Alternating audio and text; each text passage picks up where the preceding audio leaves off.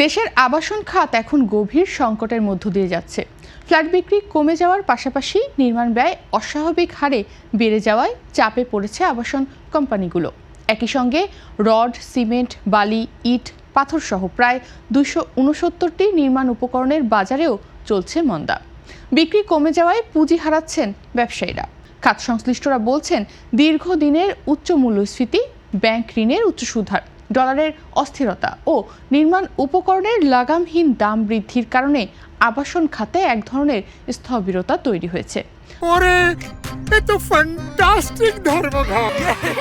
Best ingredient ও ইউরোপীয় মেশিনে তৈরি মজাদার কেক ফ্যান্টাস্টিক, যে ফানে সবাইকে টানে।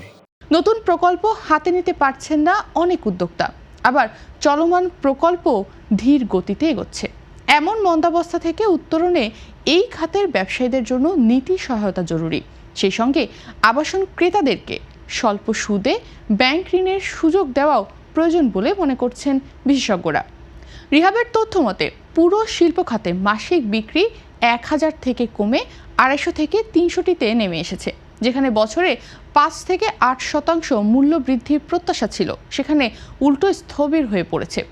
কিছু প্রকল্পে 5 থেকে 10% প্রবৃদ্ধি কমতেও দেখা গেছে। বিলাসবহুল ফ্ল্যাটের বাজার সবচেয়ে বেশি ক্ষতিগ্রস্ত হয়েছে। বসুন্ধরা, গুলশান, বনানী ও ধানমন্ডিতে বিলাসবহুল অ্যাপার্টমেন্টের বিক্রি 60 থেকে 70% কমেছে। সংশ্লিষ্টরা বলছেন, আবাসন বা রিয়েল এস্টেট খাত বাংলাদেশের অর্থনীতির একটি স্তম্ভ। এ খাত যদি সংকটে পড়ে তাহলে পুরো অর্থনীতি বিপর্যয়ের মুখোমুখি হবে। জিডিপিতে 18% অবদান রাখা এ খাত বর্তমানে নানা কারণে মন্দার সম্মুখীন। রড, সিমেন্ট, ইট, বালি ও পাথরের মূল্য প্রায় 30% বেড়েছে। গত 2 বছরে বিক্রি নেমেছে অর্ধেকে।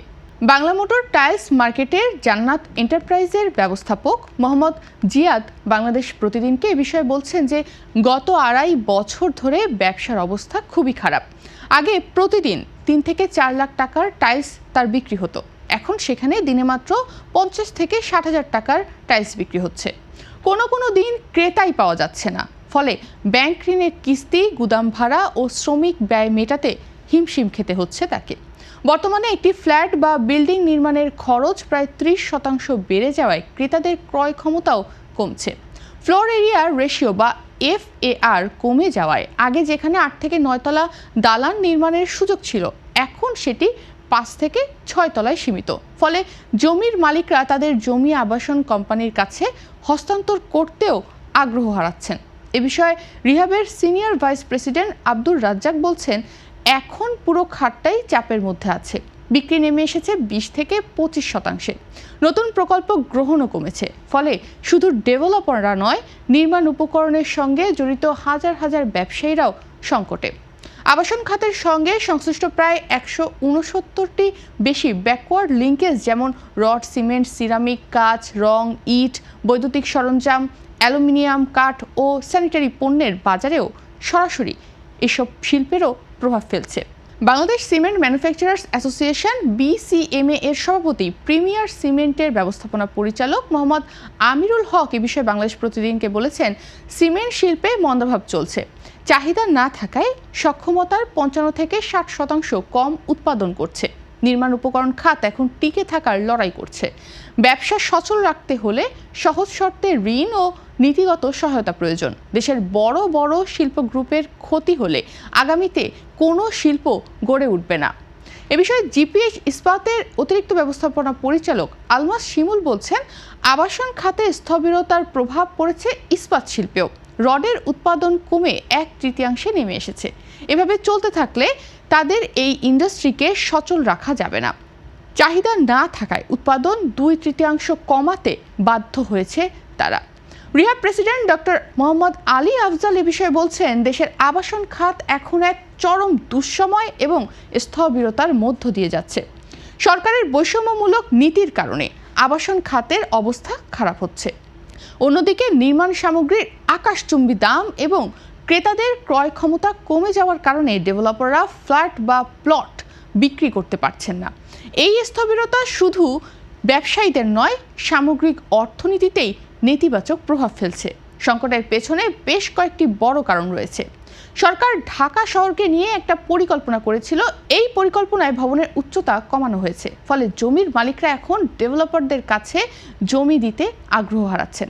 একই সঙ্গে নির্মাণ সামগ্রীর অস্বাভাবিক মূল্যবৃদ্ধি, রড, সিমেন্ট, ইট, সিরামিক, বৈদ্যুতিক তার, বালু এবং রঙের মতো সব ধরনের প্রধান কাঁচামালের দাম গত 2 বছরে 30% পর্যন্ত বেড়েছে।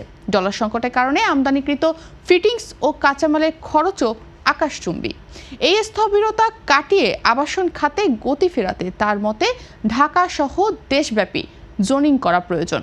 কোন এলাকায় আবাসন হবে, আবার কোন এলাকায় কৃষি, আবার জলাশয় সহ শিল্প কারখানা কোথায় থাকবে, তার জন্য জোনিং করে নির্ধারণ করতে হবে সরকারকে। এদিকে জেসিএক্স ডেভেলপমেন্টস লিমিটেডের ব্যবস্থাপনা পরিচালক ইকবাল হোসেন চৌধুরী জুয়েল বলছেন, আবাসন খাত কঠিন সময় পার করছে। মধ্যবিত্তের নাগালের বাইরে ফ্ল্যাট। মধ্যবিত্ত ক্রেতাদের চাহিদা কমে যাওয়ায় অনেক কোম্পানির বিক্রি 40 থেকে 50% পর্যন্ত কমেছে। রডের দাম প্রায় 30 থেকে 50% পর্যন্ত, সিমেন্টের দাম 15 থেকে 25% পর্যন্ত বেড়েছে। তিনি আরও বলছেন, আগে হোম লোনের সুদ হার 7 থেকে 9% মধ্যে ছিল, এখন তা 11 থেকে 15% পৌঁছেছে। এতে নতুন ক্রেতারা ফ্ল্যাট কেনার আগ্রহ হারাচ্ছেন। অন্যদিকে যারা আগে ঋণ নিয়েছেন তারাও বাড়তি কিস্তির চাপে পড়ছেন, ফলে বাজারে ক্রেতার সংখ্যা কমে বিক্রি স্থবির হয়ে পড়ছে। বাংলাদেশ ব্যাংকের তথ্য অনুযায়ী 2022 সালের জানুয়ারিতে গৃহ ঋণের সর্বোচ্চ সুদের হার ছিল 9%। 2024 সালের জানুয়ারিতে তা বেড়ে 17% পৌঁছায় এবং 2026 সালের এপ্রিল পর্যন্ত সুদহার ছিল 14%।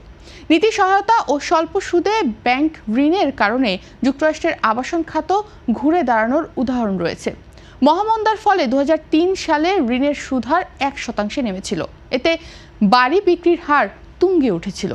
এ বিষয়ে বেসরকারি খাতে মিউচুয়াল ট্রাস্ট ব্যাংকের ব্যবস্থাপনা পরিচালক সৈয়দ মাহবুবুর রহমান বলছেন, ফ্ল্যাট কেনা বা বাড়ি নির্মাণে দেওয়া ঋণের সুদহার বেশি হওয়ার কারণেও গ্রাহকরা ব্যাংক বিমুখ হচ্ছেন। বিশ্বের বিভিন্ন দেশে আবাসন খাতে ঋণ দেওয়ার জন্য বিশেষায়িত প্রতিষ্ঠান গড়ে ওঠে, কারণ এই খাতে ঋণের মেয়াদ দীর্ঘ হয়। কিন্তু বাংলাদেশে এ ধরনের বিশেষায়িত প্রতিষ্ঠানের সংখ্যা খুবই নগণ্য। সরকারি বেসরকারি মাত্র 3টি বিশেষায়িত আর্থিক প্রতিষ্ঠান আবাসন খাতে ঋণ দেয়। এই প্রতিষ্ঠানগুলোর পাশাপাশি ব্যাংকগুলো ঋণ দিলেও সেটার সুদহার অনেক বেশি। সরকার উদ্যোগী হলে আবাসন খাতে স্বল্প সুদে ঋণ দেওয়ার সুযোগ আছে। এ মূল্যবৃদ্ধির ক্ষেত্রে সরকারের নীতিরও দায় আছে।